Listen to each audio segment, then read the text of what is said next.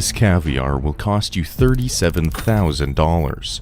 But did you know that these fish eggs were once considered poor man's food? People used to eat them by the bowlful, and in the early 1900s, they were given for free at American saloons. So you might be wondering, how did caviar go from a low-class meal to one of the most expensive delicacies in the world? Sturgeon, the main source of caviar for thousands of years, has had quite the history. One of the oldest surviving animals on Earth, it is thought to have been around for nearly 250 million years.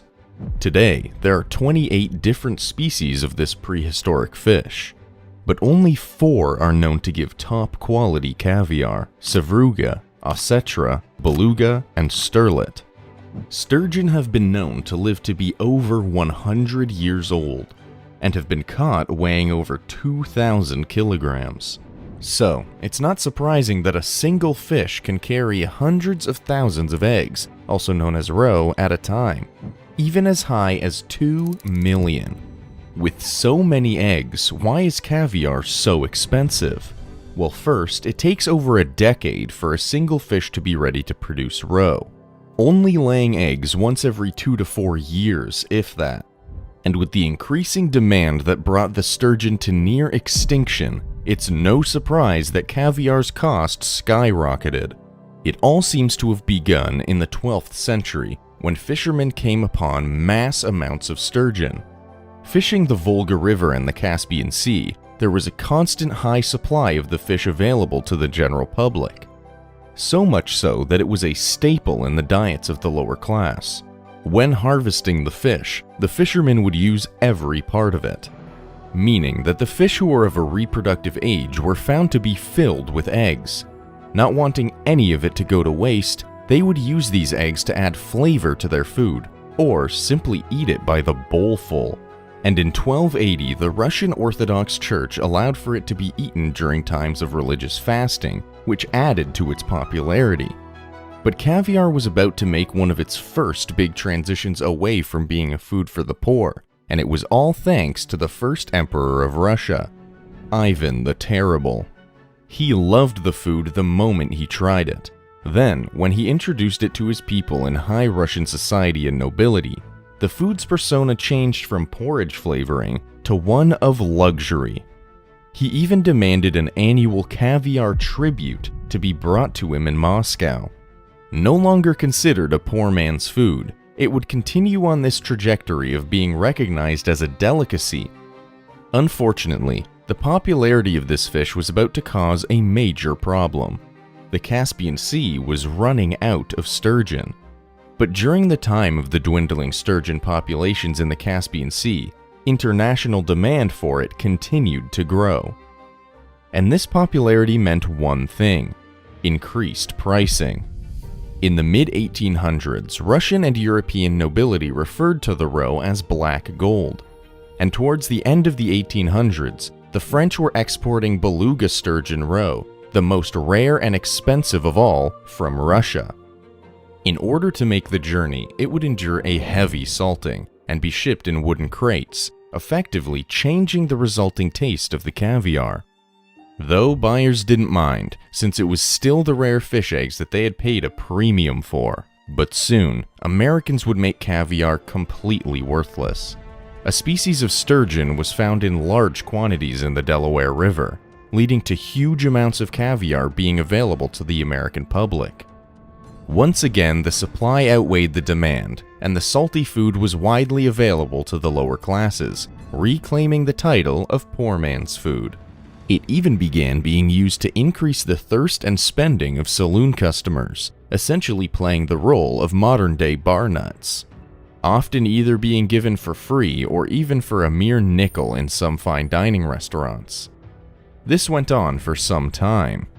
That is, until one man saw an opportunity to make a fortune out of America's unwanted snack.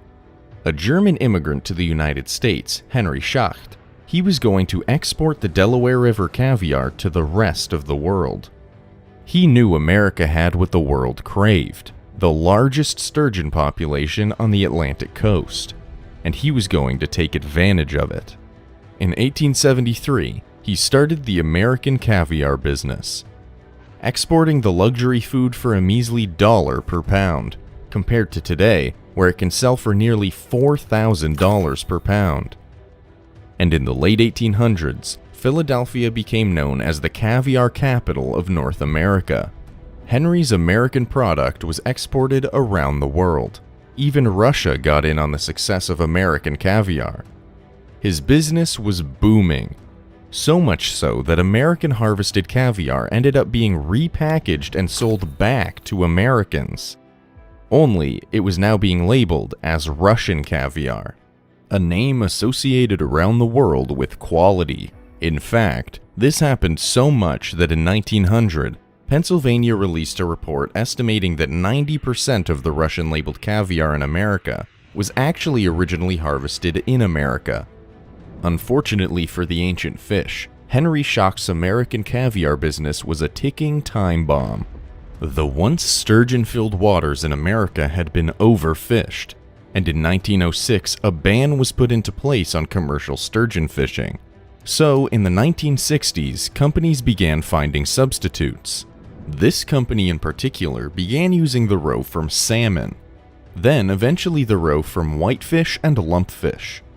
This was a fine substitute, but nothing could beat the rarity and exclusivity of the sturgeon, especially beluga, caviar. And the wealthy, again, were willing to pay top dollar for the original, now very rare, version of caviar.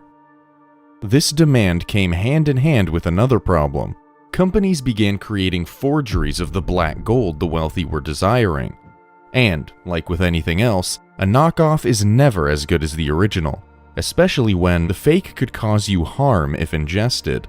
An instance of this occurred when a man was found to be producing very low-quality caviar by mixing inexpensive stock and attaching well-known brand logos to the containers.